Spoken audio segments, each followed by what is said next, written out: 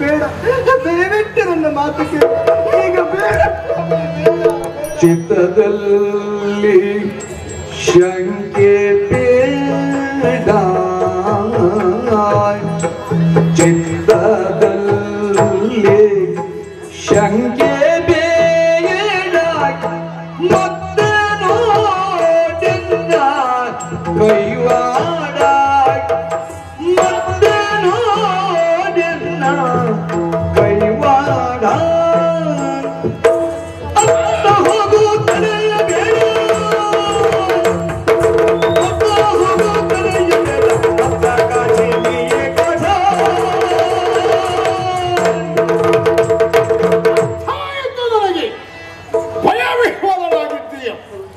ಆಗಬಹುದಾದಂತಹ ಪರಿಣಾಮದ ಕುರಿತಾಗಿ ಕೇಳಿ ಯಾರಿಂದಲೋ ವರ್ತಮಾನವನ್ನ ತಿಳಿದು ನಿನ್ನಷ್ಟಕ್ಕೆ ನೀನು ಭಯಪಟ್ಟಿದ್ದೀಯ ಎನ್ನುವುದು ತಿಳಿದಿದೆ.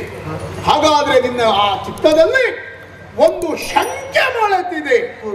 ರಾಮ ಸುಗ್ರೀವ ತುಲ್ಯಾರಿ ಮಿತ್ರತ್ವವನ್ನು ಹೊಂದಿದ ಕಾರಣಕ್ಕಾಗಿ ಸೂರ್ಯ ವಂಶೀಯನಾಗಿರುವಂತಹ ರಾಮ, ಸೂರ್ಯ ಸಂಜಾತನಾಗಿರುವಂತಹ ಸುಗ್ರೀವನನ್ನ ಕೂಡಿ ವಾಲಿ ಸಂಹಾರಕ್ಕೆ ಸರಿಯಾದಂತಹ ವೇದಿಕೆಯೊಂದನ್ನು ನಿರ್ಮಾಣ ಮಾಡಿದ್ದಾನೆ.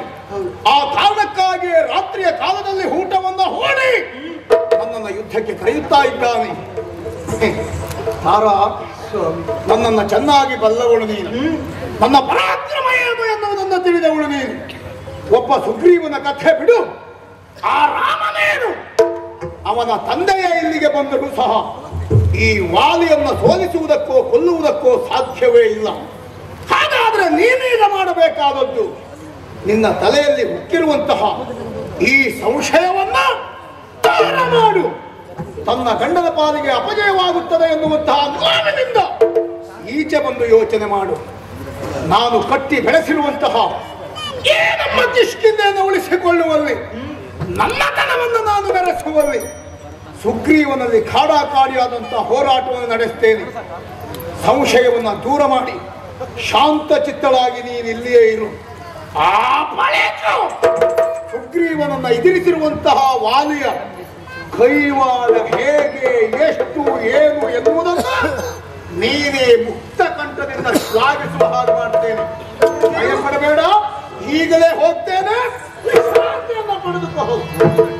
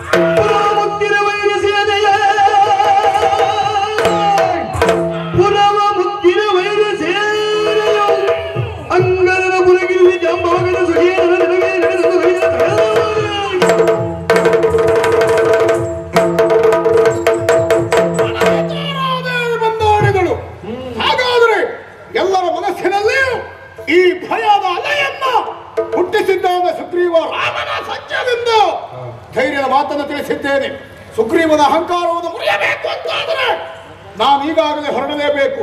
ಆ ಕಾರಣಕ್ಕಾಗಿ ಅಂಗದನನ್ನ ಪುರದಲ್ಲಿರಿಸಿದ್ದೇನೆ. ಹೊಣೆಗಾರಿಕೆಯನ್ನ ಚಾಂಬವಾದಿಗಳು ನೋಡಿಕೊಳ್ಳಬೇಕು ಎಂಬ ಕಾರಣಕ್ಕಾಗಿ ಮುಂದರಿದು ತಿಳಿಸಬೇಕಾದಂತಹ ಉದ್ದೇಶವನ್ನು ಹೊಂದಿ ರಾತ್ರಿಯ ಕಾಲ ಅಂತಕವಾಗಿ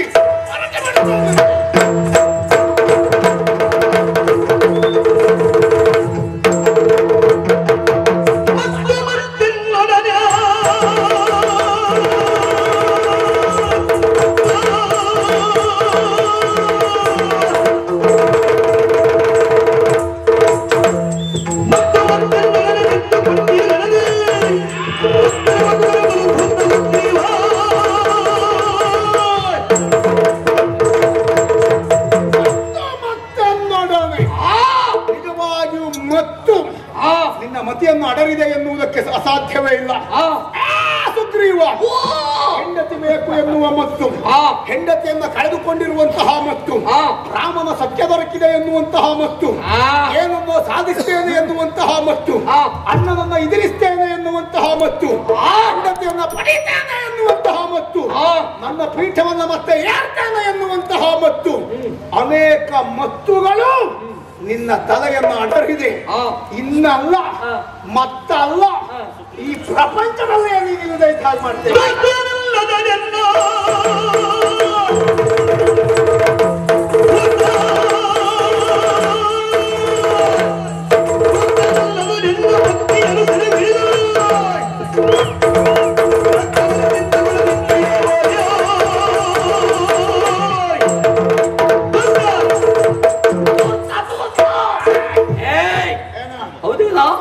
ನನ್ನ ಹೆಂಡತಿಯನ್ನ ಬಳಿಯಲ್ಲಿ ಇರಿಸಿಕೊಂಡಿದ್ದಲ್ಲದೆ ಇಲ್ಲಿಯವರೆಗೆ ಎಷ್ಟೇ ರೀತಿಯಲ್ಲಿ ಕೇಳಿದ್ರು ಕೊಡುವುದಕ್ಕೆ ಮನಸ್ಸನ್ನು ಮಾಡಲಿಲ್ಲ. ಪೆಟ್ಟನ್ನ ಕೊಟ್ಟು ಕೊಡುವಿದಂತಹ ನಿನ್ನ ತಲೆಗಡರಿದ ಮತ್ತನ್ನ ಅಹಂಕಾರವನ್ನ ಇಳಿಸುವುದಕ್ಕಾಗಿ ಇಲ್ಲಿಯವರೆಗೆ ಬಂದವನಿದ್ದೇನೆ. ನೀನು ಬರುವುದು ಹೊಸ್ತಲ್ಲ, ಹಿಂತಿರುಗಿ ಹೋಗುವುದು ಹೊಸ್ತಲ್ಲ. ನೀನು ಪದೇ ಪದೇ ಬಂದಾಗಲೂ ನಿನಗೆ ಪೆಟ್ಟು ತಿಂದು ತಿಂದು ಅಭ್ಯಾಸ ಆಗಿ ಹೋಗಿದೆ. ನಮಗೆ ಹೊಡಿಲಿಕ್ಕೆ ಬೇಸರ ಆಗ್ಬೇಕು ಬಿಟ್ರೆ ನೀನ್ ತಿನ್ಲಿಕ್ಕೆ ಅಂತಲೇ ಹುಟ್ಕೊಂಡು ಬಂದಿದ್ದೀನಿ. ಯಾವತ್ತಿನಂತೆ ಇವತ್ತೆಲ್ಲ ನೆನಪಿಟ್ಟುಕೋ. ಎಲ್ಲ ನೋಡಾಗಿದೆ, ಪ್ರತಿ ದಿವಸ ಬಂದಾಗೂ ಇದನ್ನೇ ಹೇಳಿದ್ದೀನಿ. ಹೌದಾ? ಮೊದಲಿನಂತಲ್ಲ, ಹಿಂದಿನಂತಲ್ಲ, ಮತ್ತೆ ತಿನ್ಕೊಂಡೇ ಹೋದದ್ದು. ಏನ್ ಹೆಂಡತಿಯನ್ನ ಪಡೆಯಲೇಬೇಕು ಎನ್ನುವ ಆಶಯ ನಿನಗೆ ಇದೇ ಪ್ರಕರಣ ನಿನ್ನ ಜೀವ ತೆಗೆಯುವ ಹಾಗೆ ಮಾಡ್ತೇನೆ. ಹೌದಾ? ನೋಡೇ ಬಿಡು, ನೋಡೇ ಬಿಡು.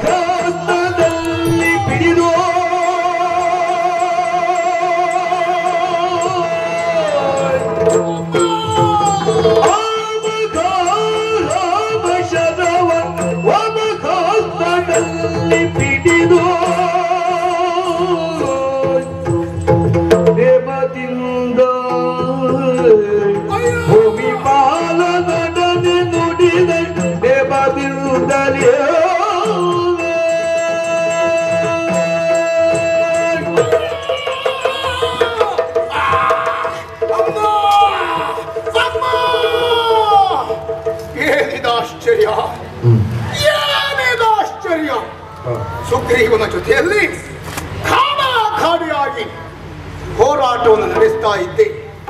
ಸರಿ ಬಿಗಿಲೆನಿಸುವ ರೀತಿಯಲ್ಲಿ ಸುಗ್ರೀವ ಅತಿ ಉತ್ಸಾಹದಿಂದ ಹೋರಾಟವನ್ನು ಕೊಡ್ತಾ ಇದ್ದ. ಇನ್ನೇನು ಆ ಸುಗ್ರೀವನ ಇತಿಶ್ರೀ ಆಗ್ತಾ ಇತ್ತು. ಆ ಕಾರಣಕ್ಕಾಗಿ ಹೋರಾಟದ ವೇಗ ಹೆಚ್ಚಿತು, ಪೆಟ್ಟಿನ ವೇಗವೂ ಹೆಚ್ಚಿತು.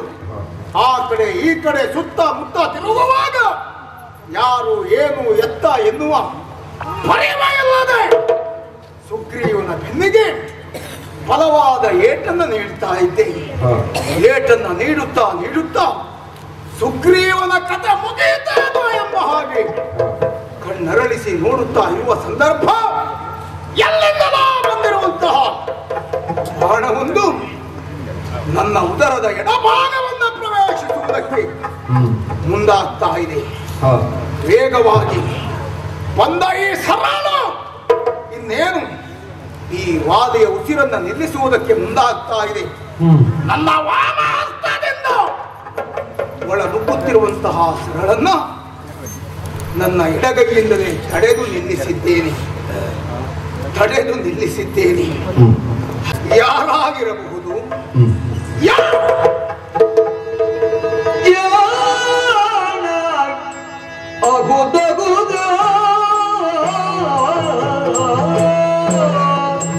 ಅಯ್ಯೋ,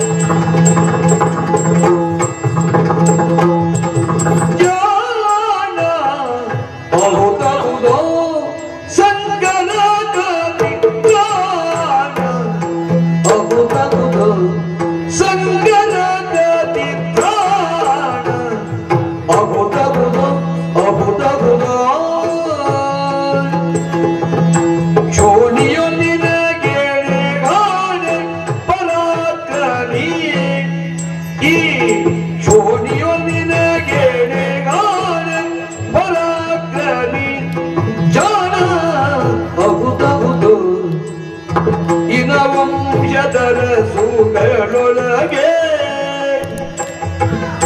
ವಂಶಧರ ಸೋಗಳೊಳಗೆ ಹಿಂದೆ ಜನಿಸಿದವರು ನಿನ್ನ ಕೆಳಗೆ ಹಿಂದೆ ಜನಿಸಿದವರು ನಿನ್ನ ಕೆಳಗೆ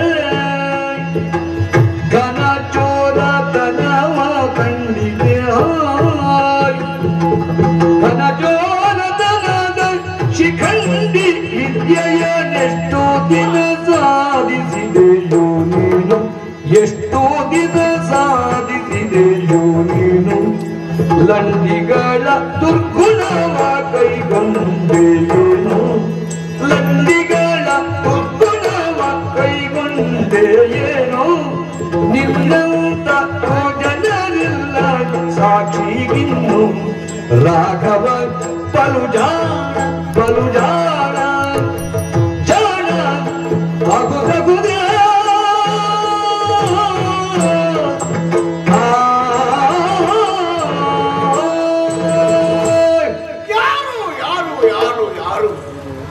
ನನ್ನ ಈ ಸ್ಥಿತಿಗೆ ಕಾರಣೀಕರ್ತರಾದವರು ಅಲ್ಲ ಮಾಸದಿಂದ ನನಗೆ ಬಾಣವನ್ನು ಪ್ರಯೋಗಿಸಿದವರು ಯಾರೆನ್ನುವುದಾಗಿ ಯೋಚಿಸುತ್ತಾ ಈ ಕಡೆಗೆ ನೋಡಿದರೆ ನನ್ನ ಎಡಭಾಗದಲ್ಲಿ ನಿಂತಿರುವ ನೀನೇಯ ಜಾಣ ಹೌದು ನಿನ್ನನ್ನು ಕಂಡಾಗಲೇ ನೀನೊಬ್ಬ ಜಾಣ ಮಾತ್ರ ಅಲ್ಲ ಒಬ್ಬ ಸುತ್ರಾಣನೂ ಹೌದು ಎನ್ನುವುದು ನನಗೆ ಈಗ ಅರ್ಥ ಆಗ್ತಾ ಇದೆ.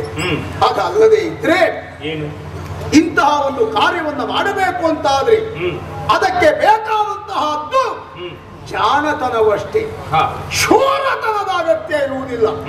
ಒಬ್ಬ ಶೂರನೇ ಹೌದು ಅಂತಾದ್ರೆ ನೇರವಾಗಿ ಕಾಡಾಕಾಡಿಯಾಗಿ ಎದುರಾಳಿಯಾಗಿ ಹೋರಾಟವನ್ನು ನಡೆಸ್ತಾನೆ. ಆದ್ರೆ ನೀನು ಹಾಗೆ ಮಾಡಲಿಲ್ಲ. ಎಲ್ಲಿಯೂ ಮರೆಯಲ್ಲಿ ನಿಂತು ನನ್ನ ಪಾಲಿಗೆ ಮೋಸದಿಂದ ಬಾಣವನ್ನು ಪ್ರಯೋಗಿಸಿದ್ದಿ ಅಂತಾದ್ರೆ ಇಲ್ಲಿ ನಿನ್ನ ಜಾಣತನ ಮಾತ್ರ ಕೆಲಸ ಮಾಡಿದೆ.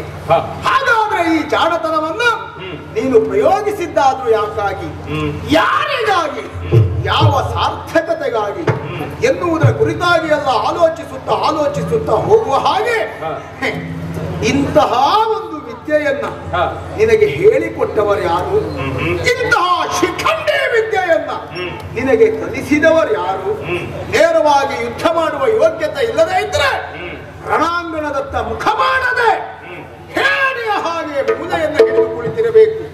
ಅದನ್ನ ಬಿಟ್ಟು ಹೋರಾಟವನ್ನು ನಡೆಸುವುದಕ್ಕೆ ಅಸಾಧ್ಯವಾಗಿ ನನ್ನನ್ನು ಎದುರಿಸುವುದಕ್ಕೆ ಧೈರ್ಯ ಸಾಲದೆ ಲಂಡಿತನದಿಂದ, ಷಂಡತನದಿಂದ, ಶಿಖಂಡಿತನದಿಂದ ನೀನು ಈ ರೀತಿಯ ಕಾರ್ಯವನ್ನ ಎಸಗಿದೆಯಲ್ಲ. ಇನ ವಂಶದಲ್ಲಿ ಅನೇಕ ಅರಸು ಮಕ್ಕಳು ಆಳಿ ಪಾಳಿ ಬೆಳಗಿ ಹೋಗಿದ್ದಾರೆ.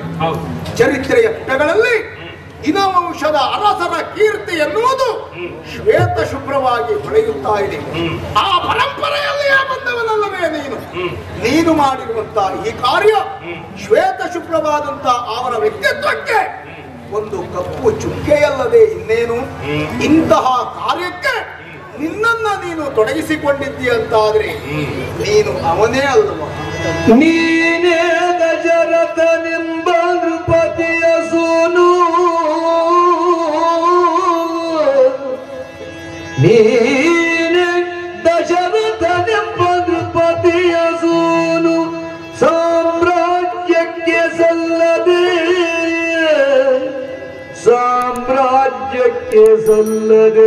ಕಾನನವ ಪೊಕ್ಕು ಅಬಲೆಯನು ಪೋಗಾಡಿದತಿ ಬಲನು, ಹೀನ ವೃತ್ತಿಯ ಬಗೆಗೆ ಸಲ್ಲದ ಮಾನನಿಧಿ ನೀನಗುದು, ಹೀನ ವೃತ್ತಿಯ ಬಗೆಗೆ ಸಲ್ಲದ ನೀನಗುದು, ಮನದನು ಮಾನವಿ ಪರಿತೋರುತ್ತಿದೆ ನಿನಗಾರು ಸರಿಯಂಗ.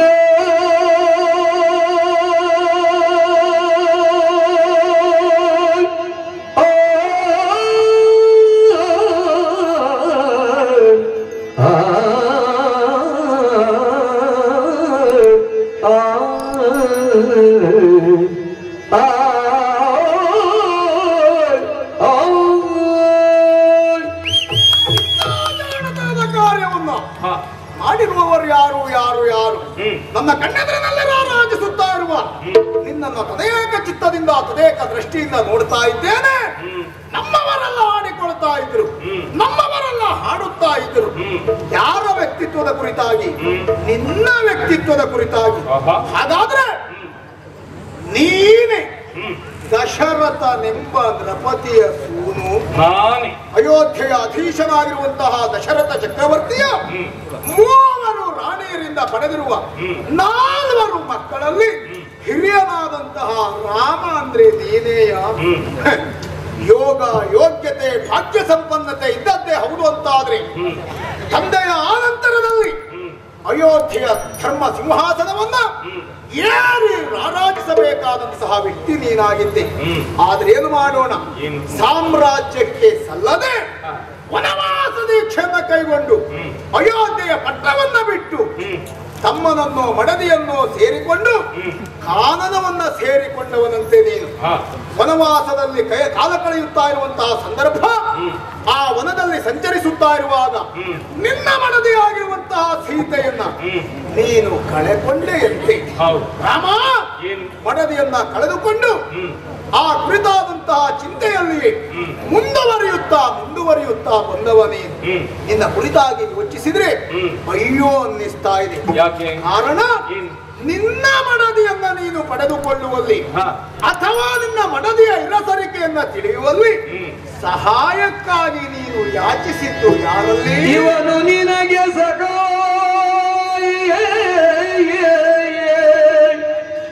ಇವನು ನಿನಗೆ ಸಹಾಯ,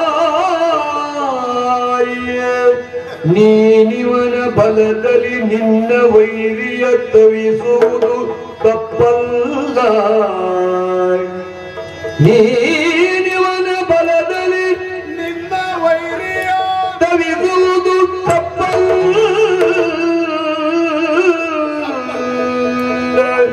ದೈವವಿಬ್ಬರನು ಕೂಡಿತು,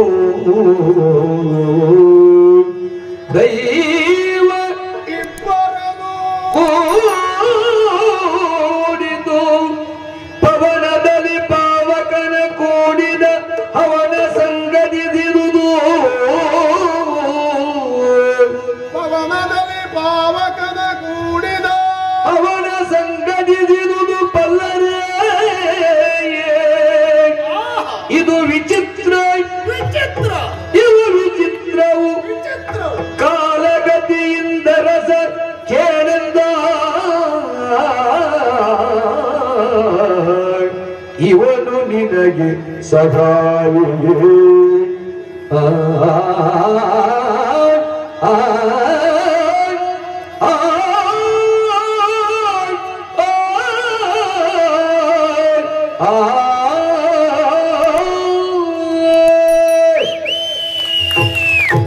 ರಾಮ, ಇವನು ನಿನಗೆ ಸಹಾಯಿ.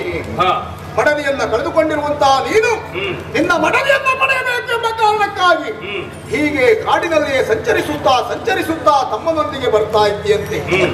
ಅಂತಹ ಸಂದರ್ಭದಲ್ಲಿ ಈ ಸುಗ್ರೀವ ನಿನ್ನ ಸತ್ಯತನವನ್ನು ಬೆಳೆಸಿದ.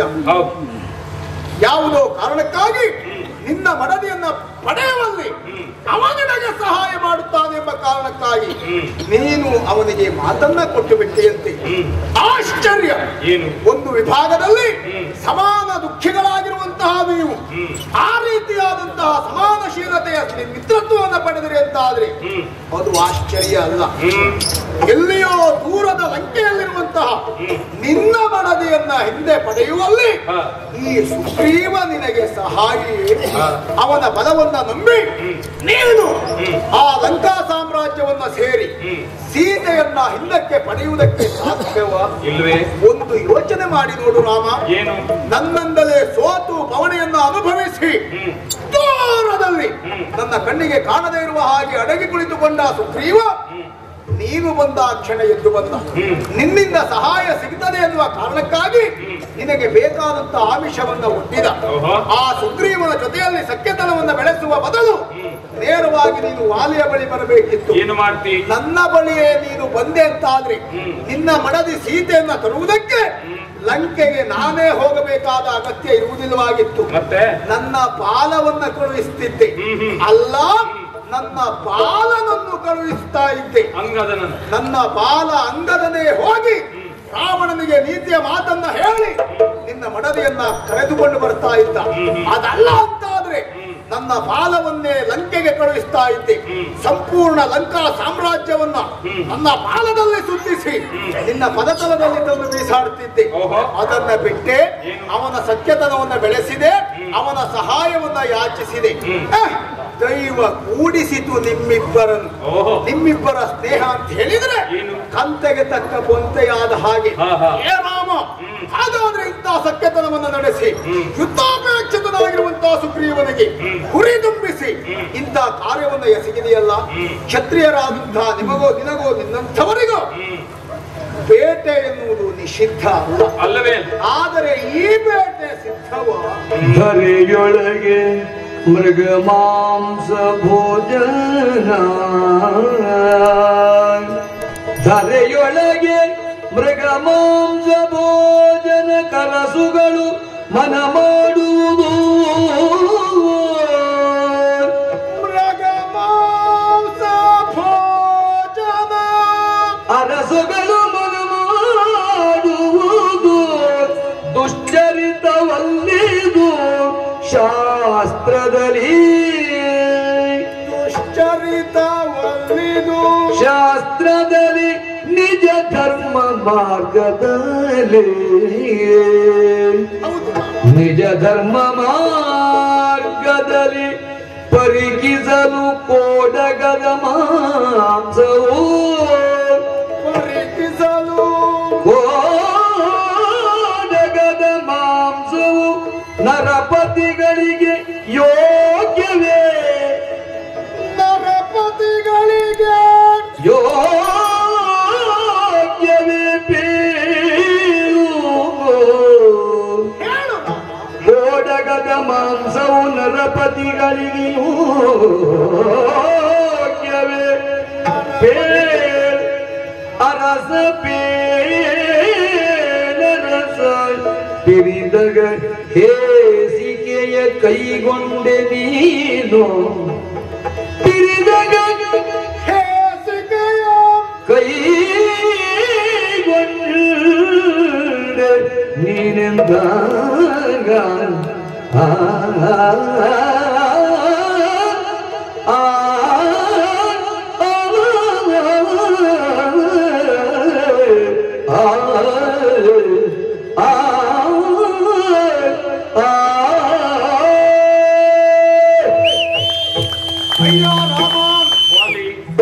ನನ್ನನ್ನ ನೀನು ನೋಡುವಲ್ಲಿ, ನನ್ನಿಂದ ನೀನು ಸಹಾಯವನ್ನ ಪಡೆಯುವಲ್ಲಿ ಇಷ್ಟೆಲ್ಲ ಮಾರ್ಗಗಳು, ಇಷ್ಟೆಲ್ಲ ಅನುಕೂಲತೆಗಳಿದ್ದಾಗಲೂ ನೇರವಾಗಿ ನೀನು ಸುಗ್ರೀವನಲ್ಲಿಗೆ ಹೋದೆ, ಅವನ ಸ್ನೇಹವನ್ನೇ ಯಾಚಿಸಿದೆ, ಅವನಲ್ಲಿಯೇ ಮಿತ್ರತ್ವವನ್ನು ಪಡೆದುಕೊಂಡೆ.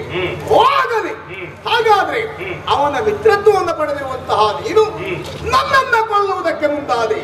ಮರೆಯಲ್ಲಿ ನಿಂತು ಬಾಣವನ್ನ ಪ್ರಯೋಗಿಸಿದೆ. ಸತ್ಯ. ಕ್ಷತ್ರಿಯ ವೀರನಾದವನಿಗೆ ಮೃಗಬೇಟೆ ಎನ್ನುವುದು ನಿಷಿದ್ಧ ಅಲ್ಲವೇ ಅಲ್ಲ. ಮೃಗಮಾಂಸ ಮೆಲ್ಲುವುದು ಅಂತ ಹೇಳಿದ್ರೆ ಕ್ಷತ್ರಿಯರಿಗೆ ನಿಷಿದ್ಧವಾದ ವ್ಯವಹಾರ ಅಲ್ಲವೇ ಅಲ್ಲ. ಆದ್ರೆ ರಾಮ, ಕ್ಷತ್ರಿಯ ವೀರನಾದವ ಮೃಗಬೇಟೆಯನ್ನು ಆಡುವುದಿದ್ರೆ, ಮಾಂಸವನ್ನು ಮೆಲ್ಲುವುದಿದ್ರೆ ಇಂತಹ ಪ್ರಾಣಿಗಳ ಮಾಂಸವನ್ನೇ ಮೆಲ್ಲಬೇಕು ಎನ್ನುವ ಶಾಸ್ತ್ರ ಎನ್ನುವುದಿದೆ. ಅದಕ್ಕೆ ಸರಿಯಾಗಿದ್ದಾಗ ಮಾತ್ರ ಒಬ್ಬ ಕ್ಷತ್ರಿಯ ಧರ್ಮವನ್ನು ಮೀರದೇ ಇದ್ದ ಹಾಗೆ ವ್ಯವಹರಿಸುವುದಕ್ಕೆ ಸಾಧ್ಯ. ರಾಮ, ನೀನು ಮಾಡಿದ್ದೇನು? ಮರೆಯಲ್ಲಿ ನಿಂತು ನನ್ನ ಪಾಲಿಗೆ ಬಾಣವನ್ನು ಪ್ರಯೋಗಿಸಿದೆ ಅಂತಾದ್ರೆ ಮಂಗಗಳ ಮಾಂಸವನ್ನ ಮೆಲ್ಲಬೇಕು ಎನ್ನುವ ಕಾಂಕ್ಷೆ ನಿನಗಿತ್ತೋ ಹೇಗೆ? ಯಾವ ಕ್ಷತ್ರಿಯನು ಮಂಗಗಳ ಮಾಂಸವನ್ನ ಮೆದ್ದ ಉದಾಹರಣೆ ಇಲ್ಲವೇ ಇಲ್ಲ. ಅದು ಶಾಸ್ತ್ರ ಸಮ್ಮತ ವ್ಯವಹಾರವೂ ಅಲ್ಲ. ಹಾಗಾದ್ರೆ ನೀನು ಮೆಲ್ಲುವುದಲ್ಲದೆ ಇದ್ರೆ, ತಿನ್ನುವುದಕ್ಕಾಗಿ ಅಲ್ಲದೆ ಇದ್ರೆ ಯಾಕೆ ನನಗೆ ಈ ಬಾಣ ಪ್ರಯೋಗ ಮಾಡಿದೆ? ಧರೆಯಲ್ಲಿ ನೀನು ಮಾಡಿರುವಂತಹ ಈ ಒಂದು ಕಾರ್ಯ ಎನ್ನುವುದು ನಿನ್ನನ್ನ ಎಷ್ಟು ಅಧಪ್ಪತನಕ್ಕಿಳಿಸಿತು ಎನ್ನುವ ಪ್ರಜ್ಞೆಯಾದ್ರೂ ನಿನಗುಂಟ? ಎಲ್ಲರೂ ಮೂಗಿನ ಮೇಲೆ ಬೆರಳಿಡುವ ಹಾಗೆ ಸೂರ್ಯ ವಂಶದ ಕುಮಾರನಪ್ಪ ಇಂಥ ಕಾರ್ಯ ಮಾಡಿದನಲ್ಲ, ಇದು ಹೇಸಿಕೆ ಎನ್ನುವುದಾಗಿ ಮೂಗು ಮುರಿಯುವ ಹಾಗೆ ನಿನ್ನ ಕೈಂಕರ್ಯವಾಗಿ ಹೋಯಿತು. ಯಾಕಾಗಿ ಹೀಗೆ ಮಾಡಿದೆ? ಇದಿರಾಗಿ ಹೋರಾಟವನ್ನು ನಡೆಸದೆ ಮರೆಯಲ್ಲಿ ನಿಂತು ಗಂಡನಿಲ್ಲದ ಹೆಂಗಳೆಯರಂತೆ ಹೋರಾಟಕ್ಕೆ ಹೇಳಿಯಂತೆ ಈ ರೀತಿಯ ಕೃತ್ಯವನ್ನು ಎಸಗಿದ್ದೀಯಂತಾದ್ರೆ ಸರಿಯಾದ ಸ್ಪಷ್ಟೀಕರಣ ಬೇಕು. ಸೂರ್ಯ ರಶ್ಮಿ ಸೋಕಿದ ಪ್ರತಿಯೊಂದು ಪರಿಸರದಲ್ಲಿಯೂ ಸೂರ್ಯವಂಶೀಯರ ಆಡಳಿತ ಅಷ್ಟೇ ಪರಿಶುದ್ಧವಾದಂತಹ ಚಾರಿತ್ರ್ಯ, ಅದೆಲ್ಲವೂ ಹೌದು ಅಂತಾದ್ರೆ ನೀನು ಇವತ್ತು ನನ್ನ ಪಾಲಿಗೆ ಮಾಡಿರುವಂತಹ ಈ ಕಾರ್ಯ ನಿನ್ನ ವಂಶಕ್ಕೆ ಕಳಂಕ ಅಲ್ಲವೇ? ಯಾಕೆ ಮಾಡಿದೆ? ಏನು ಉದ್ದೇಶ? ಯಾರಿಗಾಗಿ ಹೇಳಿ? ಕೋಡಗದ ಮಾಂಸ ಬಲು ರುಚಿ ಎನ್ನುವುದನ್ನ ಕೇಳಿ ತಿಳಿದಿದ್ದೆ. ಆದ್ರೆ ಕೋಡಗನ ಮಾತು ಕೂಡ ಇಷ್ಟು ರುಚಿಯಾಗಿ ಬಂದೀತು ಅಂತ ಹೇಳಿ ಆದ್ರೆ ನೀನು ತೊಡಗಿದ್ದು ಶಾಸ್ತ್ರದಿಂದಲ್ವೋ ವಿದ್ಯೆಯಿಂದಲ್ವೋ? ವಿದ್ಯಾಧರನಾದಂತಹ ನಿನ್ನ ಎದುರಿಗೆ ಹೇಳಬೇಕಾದದ್ದು ಇದೆ.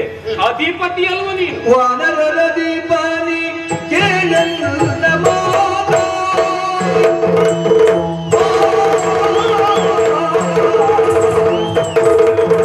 ವಾನರರ ದೀಪಾನಿ ಕೇಳಲ್ಲ ಮಾತ, ನೀನೆಲ್ಲ ಜರೆಯುವುದು ಏಕೆಂದ ದಾತ, ನೀನೆಲ್ಲ ಜರೆಯುವುದು ಏಕೆಂದ ದಾತ.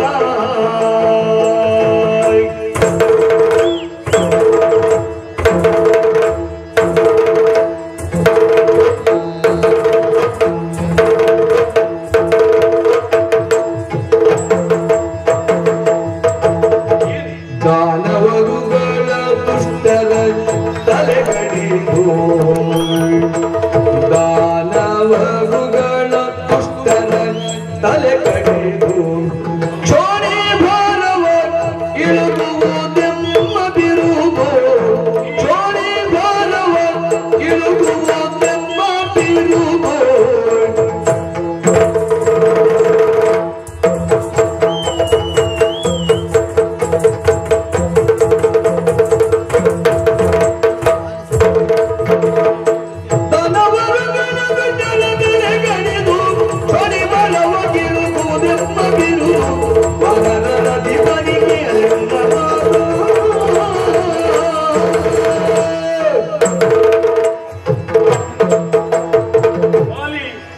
ಮೂದಲಿಸುವುದಕ್ಕೆ ಮುಂದಾಗುತ್ತಾ ಇದ್ದೆ.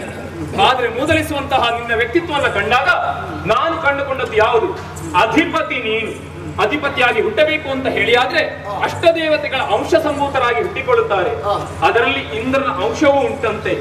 ಆದ್ರೆ ನೀನು ನೇರವಾಗಿ ಇಂದ್ರರಿಂದಲೇ ಈ ಭೂಮಿಯ ಬೆಳಕನ್ನ ಕಂಡುಕೊಂಡವ. ಅಂತಹ ಅಧಿಪತಿಯಾದಂತಹ ನೀನು ಹೀಗೆ ಮಾತನಾಡುವುದು ಸರಿಯೇ? ಮೊದಲಾಗಿ ಕೇಳಿಕೊಳ್ಳುತ್ತಾ ಇದ್ದಿ. ಬಂದೆ ನೀನು ಸುಗ್ರೀವನ ಸಖ್ಯವನ್ನ ಮಾಡಿಕೊಂಡದ್ದು ಸರಿಯೇ? ಬರುವಂತಹ ಹೊತ್ತಿಗೆ ನಿನ್ನ ರಾಜ್ಯದವರೆಲ್ಲ ನಿನ್ನನ್ನು ಬೇಡ ಅಂತ ಹೇಳಿದ್ರು, ತೊರೆದ್ರು ಅಂತೇಳಿ ಹೇಳಿದಿ.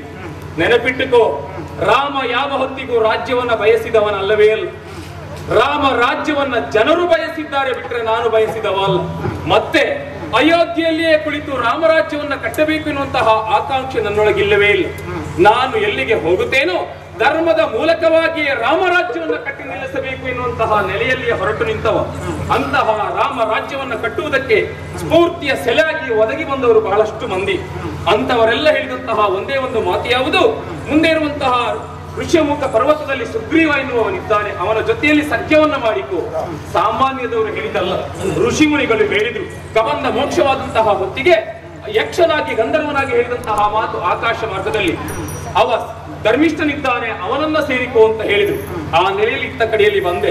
ಇನ್ನು ಹೇಳ್ತಿ, ಅವನ ಸಖ್ಯವನ್ನ ಮಾಡುವುದು ಬಿಟ್ಟು ನನ್ನಲ್ಲಿಗೆ ಬರಬೇಕಿತ್ತು. ಬರುವವರಲ್ಲವೇ ಅಲ್ಲ ಸೂರ್ಯವಂಶರು. ಯಾಕೆ?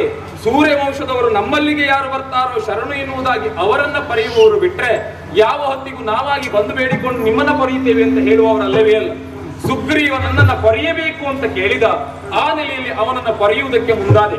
ಅವನಲ್ಲಿಯೇ ಮತ್ತೊಂದು ಮಾತನ್ನು ಹೇಳಿದ್ದೆ, ನಿಮ್ಮಿಬ್ಬರ ಮಧ್ಯದಲ್ಲಿ ಯಾರು ಧರ್ಮಿಷ್ಠರು ಎನ್ನುವುದನ್ನು ಅವಲೋಕಿಸಿಯೇ ನಾನು ಮುಂದೆ ಏನು ಮಾಡಬೇಕು ಎನ್ನುವುದಾಗಿ ತೀರ್ಮಾನವನ್ನು ಕೊಡುತ್ತೇನೆ ಎನ್ನುವುದಾಗಿ. ಹೀಗೆ ಹುಡುಕುವುದಕ್ಕೆ ಮುಂದಾದಂತಹ ಹೊತ್ತಿಗೆ ನಿನ್ನಲ್ಲಿರುವಂತಹ ಅದೆಷ್ಟೋ ತಪ್ಪುಗಳನ್ನು ನಾನು ಕಂಡುಕೊಂಡೆ. ಇಲ್ಲಿಗೆ ಬಂದು ನಿಂತಹ ಹೊತ್ತಿಗೂ ಧನುಷ್ಟೇಂಕಾರವನ್ನು ಮಾಡಿದಾಗ ಎಷ್ಟೋ ಮೃಗ ಪಕ್ಷಿಗಳೆಲ್ಲ ಇಲ್ಲಿ ದಗದಗನೆ ಉರಿದು ಬಿದ್ದದನ್ನು ನೀನು ಕಂಡಿಯಲ್ಲ. ಆ ಹೊತ್ತಿಗಾದ್ರೂ ಹಾಗಾದ್ರೆ ಸುಗ್ರೀವನ ಜೊತೆಯಲ್ಲಿ ಇನ್ನೊಬ್ಬನಿದ್ದಾನೆ ಎನ್ನುವುದನ್ನು ಅರಿಯಬೇಕಿತ್ತು. ಅರಿಯದೆ ಹೋದೆ ಅಂತ ಹೇಳಿ ಆದ್ರೆ ಯಾವ ಅಧಿಪತಿಯ ಪಟ್ಟಕ್ಕೂ ಅದೊಂದು ಕಳಂಕ ಎನ್ನುವುದನ್ನು ಸರಿಯಾಗಿ ನೆನಪಿಟ್ಟುಕೊಳ್ಳಬೇಕು. ಆ ನೆಲೆಯಲ್ಲೂ ನೀನು ಎಡವಿದ್ದಿ. ಇನ್ನು ಬೆಂಗಡೆಯಿಂದ ನಿಂತು ಯಾಕೆ ನೀನು ಬಾಣ ಪ್ರಯೋಗವನ್ನ ಮಾಡಿದೆ, ತಪ್ಪಲ್ಲವೇ ಎನ್ನುವಂತಹ ಪ್ರಶ್ನೆ. ಮೊದಲಾಗಿ ನಿನ್ನಲ್ಲಿರುವಂತಹ ಕಾಂಚನ ಮಾಲಿಕೆ ಪ್ರಭಾವದಿಂದ ಎದುರಿಗೆ ಬಂದು ನಿಂತು ನಾನು ಯುದ್ಧಕ್ಕೆ ತೊಡಗಿದೆ ಅಂತಾದ್ರೆ ಈ ರಾಮ ನಿನ್ನಲ್ಲಿ ಅರ್ಧ ಸೇರಿಕೊಳ್ಳುತ್ತಾನೆ. ಯಾವ ಕಾರಣಕ್ಕಾಗಿಯೂ ಅಧರ್ಮಿಷ್ಠರಲ್ಲಿ ಈ ರಾಮ ಸೇರಿಕೊಳ್ಳಬಾರದು ಎನ್ನುವಂತಹ ನೆಲೆಯಲ್ಲಿಯೇ ತೆರೆಯ ಮರೆಯಿಂದ ಹೊಡೆದದ್ದು. ಇನ್ನೂ ಒಂದು ಕಾರಣ ಉಂಟು ವಾಲಿ, ಇಲ್ಲಿಗೆಲ್ಲ ಅಧಿಪತಿ ನೀನು, ಎದುರಿಗೆ ಒಂದು ಯುದ್ಧಕ್ಕೆ ನಿಂತೆ ಅಂತಾದ್ರೆ ಆ ಹೊತ್ತಿಗೆ ನೀನೊಂದು ಆಜ್ಞೆಯನ್ನ ಮಾಡಿ ಇಲ್ಲಿರುವಂತಹ ಕೋಡಗಗಳಿಗೆ ಹೋಗಿ ಆ ರಾಮನನ್ನ ಕೊಂದು ಕೆಡಹಿ ಎನ್ನುವುದಾಗಿ ನೀನು ಮಾಡಿದಂತಹ ಈ ತಪ್ಪಿಗೆ ಸಾಮಾನ್ಯ ಕಪಿಗಳನ್ನ ನಾನು ಕೊಲ್ಲುವವನಲ್ಲವೇ ಅಲ್ಲ. ಆ ನೆಲೆಯಲ್ಲಿ ಎದುರಾಗಿ ಬರಲಿಲ್ಲ ಎನ್ನುವುದನ್ನ ಸರಿಯಾಗಿ ನೆನಪಿಟ್ಟುಕೋ. ಮತ್ತೊಂದು ಹೇಳಿದಿ, ಮಂಗಗಳನ್ನ ಕೊಲ್ಲುವುದು ಧರ್ಮವೇ, ಎಲ್ಲಿಯೂ ಇಲ್ಲ ಶಾಸ್ತ್ರದಲ್ಲಿ ಅಂತ ಹೇಳ್ತಿ. ಅದೇ ಶಾಸ್ತ್ರದಲ್ಲಿ ಹೇಳಿದಂತಹ ಇನ್ನೊಂದು ಮಾತು ಏನು ಬಲ್ಲೆಯ, ಕೋಡಗ ಯಾವ ಹೊತ್ತಿಗೆ ದುಷ್ಟಶಕ್ತಿಯಾಗಿ ದುಷ್ಟ ಮೃಗವಾಗಿ ಬೆಳೆಯುತ್ತದೋ ಅಂತಹ ಹೊತ್ತಿಗೆ ಯಾವ ರಾಜನಾದರೂ ಅದನ್ನು ಕೊಲ್ಲಬಹುದು. ನಿನ್ನ ಮಾಂಸವನ್ನು ಮೆಲ್ಲಬೇಕು ಅಂತ ನನಗಿಲ್ಲವೇ ಇಲ್ಲ. ಆ ಆಕಾಂಕ್ಷೆಯು ನಾನು ಹೊತ್ತು ಬಂದವನಲ್ಲವೇ ಇಲ್ಲ. ಸುಗ್ರೀವ ಧರ್ಮಿಷ್ಠನಿದ್ದಾನೆ ಎನ್ನುವುದು ಇಲ್ಲಿಗೆ ಬರುವಂತಹ ಹೊತ್ತಿಗೆ ಸಪ್ತಾಪುರ ಪ್ರದೇಶವನ್ನ ದಾಟಿ ಬಂದಾಗ ಅವನಲ್ಲಿ ಧರ್ಮ ಉಂಟು ಎನ್ನುವುದು ಉಲ್ಲೇಖ ಆಗಿ ಹೋಗಿದೆ. ಆ ನೆಲೆಯಲ್ಲಿಯೂ ಅವ ಧರ್ಮಿಷ್ಠನಿದ್ದಾನೆ ಎನ್ನುವುದನ್ನ ಖಂಡಿತ ಒಪ್ಪಿಕೊಂಡು ಇತ್ತ ಕಡೆಯಲ್ಲಿ ಕರೆದುಕೊಂಡು ಬಂದವನಿದ್ದೇನೆ. ತಪ್ಪುಗಳ ಸರಮಾಲೆಯಿಂದ ಎಷ್ಟು ಬೇಕಾದ್ರೂ ನೀನು ಹೇಳುವುದಕ್ಕೆ ಸಾಧ್ಯ ಉಂಟು. ಹೇಳುವ ಮುಖ ಸಾವಿರಾರು ಉಂಟು ವಾಲಿ, ಆದ್ರೆ ಒಪ್ಪಿಕೊಳ್ಳುವಂತಹ ಮುಖ ಒಂದೇ ಒಂದು ಮುಖ. ಅದು ಯಾವ ಮುಖ? ಅದು ಮನಸ್ಸಿನ ಮುಖ. ಅಂತಹ ಮನಸ್ಸಿನ ಮುಖದಿಂದ ರಾಮನನ್ನ ಕಂಡಂತಹ ಹೊತ್ತಿಗೆ ಪ್ರತಿಯೊಂದು ಕಡೆಯಲ್ಲಿಯೂ ನಾವು ರಾಮ ಮಂದಿರವನ್ನ ಕಟ್ಟುವುದಕ್ಕೆ ಸಾಧ್ಯ ಉಂಟು. ಅಂತಹ ರಾಮ ಮಂದಿರವನ್ನ ನೀನಲ್ಲ, ಈಗಾಗಲೇ ಸುಗ್ರೀವನ ಜೊತೆಯಲ್ಲಿ ಇರುವಂತಹ ವಾನರರು ಅಲ್ಲ, ನಿನ್ನ ಜೊತೆಯಲ್ಲಿ ಇರುವಂತಹ ಕಪಿಗಳು ಈ ಹೊತ್ತಿಗೆ ಸುಮ್ಮನಿದ್ದಾರೆ ಎನ್ನುವುದರ ಅರ್ಥವಾದ್ರೂ ಏನು? ಎಷ್ಟು ಜನ ಬೇರೆಯವರು ಬೇಕಾದ್ರೂ ಬಬ್ಬಿಡಲಿ, ಅನ್ಯ ಧರ್ಮೀಯರು ಅಂತ ಹೇಳಿದ್ರೆ ಏನು? ನಮ್ಮ ನಿಜವಾದಂತಹ ಧರ್ಮವನ್ನ ಯಾರು ವಿರೋಧಿಸ್ತಾರೋ ಅದನ್ನ ವಿರೋಧಿಸುವಂತಹ ಅನ್ಯ ಧರ್ಮೀಯರಿಗೆ ಅವರು ಕೈ ಎತ್ತುವುದಿಲ್ಲ. ಅವರು ಯಾಕೆ ಎತ್ತುವುದಿಲ್ಲ? ಅವರೆಲ್ಲ ರಾಮ ಸೇನೆಯವರು, ರಾಮ ಏನು ಎನ್ನುವುದನ್ನ ಸರಿಯಾಗಿ ತಿಳಿದುಕೊಂಡವರು. ಆ ನೆಲೆಯಲ್ಲಿ ಅವರು ಕೈ ಎತ್ತುವುದಕ್ಕೆ ಬರಲಿಲ್ಲ. ಹಾಗಾಗಿ ಇಷ್ಟೆಲ್ಲ ತಪ್ಪನ್ನ ಮಾಡಿದಂತಹ ನಿನಗೆ ಈ ಶಿಕ್ಷೆಯನ್ನು ಕೊಡುವುದಕ್ಕೆ ಮುಂದಾದೆ. ಹಾಗಾದ್ರೆ ಇದೇ ಒಂದು ಪ್ರಶ್ನೆಯೇ, ಇದಕ್ಕೆ ಪ್ರಾಯಶ್ಚಿತ್ತವೇ ಇಲ್ಲವೇ ಅಂತ ನೀನು ಮುಂದೆ ತೊಡಗಬಹುದು. ನೀನು ಮಾಡಿದಂತಹ ಕಾರ್ಯ ಸಾಮಾನ್ಯ ಕಾರ್ಯ ಅಲ್ಲ.